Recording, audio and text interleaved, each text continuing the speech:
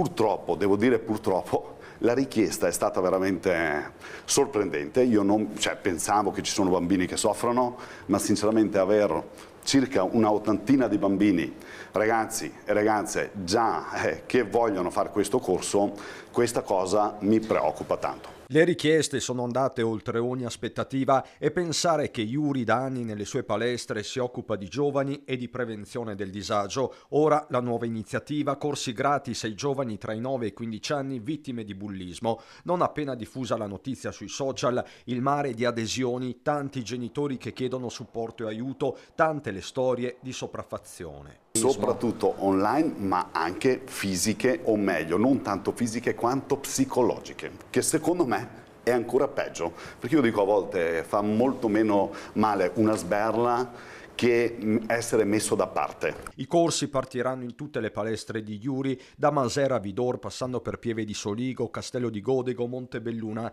Vedranno la presenza di un istruttore, lo sport come strumento per acquisire autostima e mettere tutte le cose al loro posto. Parliamo di bullismo, ma adesso io parlo dello sport, ma il bullismo esiste ovunque, quindi nelle scuole, nei parchi e ovunque. Quindi è una iniziativa contro il bullismo e, ripeto, a far capire a questi ragazzi, e questo è quello che voglio che passi, che non sono i ragazzi che subiscono il bullismo colpevoli, ma sono quelli che comunque fanno il bullismo.